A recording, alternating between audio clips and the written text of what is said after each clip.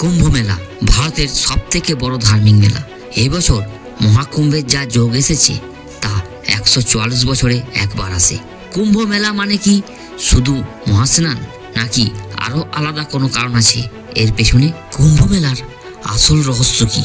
কেন 12 বছর পর মহাকুম্ভ মেলা আয়োজন করা হয়? আখাড়া কি? কেন সাধু সন্তরা এখানে স্নান করতে আসেন? ভারতবর্ষে 4টি স্থানে এই মেলার আয়োজন করা হয়। হরিদ্বারের গঙ্গা নদীর তীরে, উজ্জয়িনীতে শিপ্রা নদীর তীরে, নাসিকে গোদাবরীর তীরে এবং প্রয়াগরাজে গঙ্গা, যমুনা ও সরস্বতী নদীর সঙ্গমস্থলে। এই 4টি স্থানে কি জন্য কুম্ভ মেলা হয়? এর পেছনে রয়েছে এক বিশাল পৌরাণিক কাহিনী। সমুদ্র মন্থনের সময় দেবতারা দানবদের সাহায্য নিয়েছিল, আর ঠিক হয়েছিল যে সমুদ্র মন্থন করে যা বের হবে তা সবাই সমানভাবে ভাগ করে নেবে। সমুদ্র মন্থন করে যা ধনরত্ন হয় তা সমানভাবে ভাগ করা হয়। কিন্তু যখন অমৃতের কলস বের হয় তখন দানবরা তা একাই নিতে চায়। এই জন্য দেবতা ও দানবদের মধ্যে শুরু হয় এক বিশাল যুদ্ধ। এই সময় ভগবান বিষ্ণু তার বাহন গরুড়কে এই অমৃত কলস নিয়ে উড়ে চলে যেতে বলে। গরুড় এই অমৃত কলস নিয়ে উড়ে চলে যাচ্ছিল। তখন কিছুটা অমৃত পৃথিবীর এই 4টি স্থানে পড়েছিল। তাই এই 4টি স্থানকে পবিত্র বলে মনে করা হয় এবং এই 4টি স্থানে স্নান করলে সমস্ত পাপ থেকে মুক্তি পাওয়া যায় ও পূর্ণ লাভ করা যায়। কুম্ভের পেছনে যে কথাগুলি বলা হয় তার সাথে জ্যোতিষশাস্ত্রে বলা কথার কি মিল আছে চলুন জানা যাক। সমুদ্র মন্থনের সময় দেবতা ও দানবদের মধ্যে যে যুদ্ধ হয়েছিল তা 12 দিন ধরে চলেছিল। এরপর চাঁদ অমৃত কলস থেকে যাতে অমৃত না পড়ে যায় তার জন্য অমৃত কলসের মুখটিকে রক্ষা করছিল, আর সূর্য খেয়াল রাখছিল যাতে কলসটি ভেঙে না যায় সেই দিকে, আর দৈত্যরা যাতে কলসের কাছে না পৌঁছাতে পারে সেই দিকটি লক্ষ্য রাখছিল বৃহস্পতি।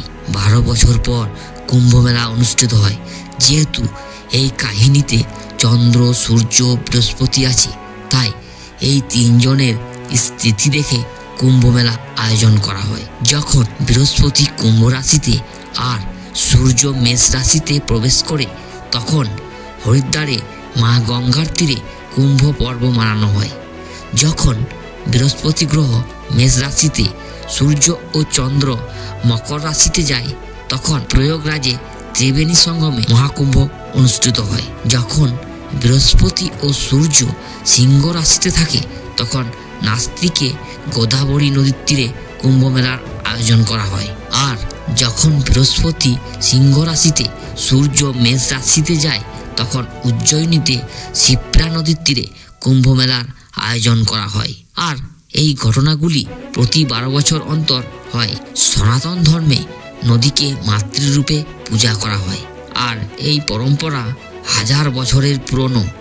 হিউয়েন-সাং রাজা হর্ষবর্ধনের সময় ভারতবর্ষে এসেছিলেন, আর তার ভারত ভ্রমণের যে বিবরণ পাওয়া যায় তাতে তিনি নদীকে ঘিরে আয়োজিত উৎসব উল্লেখ করেছেন এবং তিনি উল্লেখ করেছেন যে এই উৎসবের পর রাজা হর্ষবর্ধন অনেক দানও করতেন। সবার প্রথমেই এই আগ্রাগুলির সাধু সন্তরা স্নান করেন। আখাড়া যখন স্নান করেন তখন তাকে শাহী স্নান বা রাজ্য বিশ্রাম বলা হয়।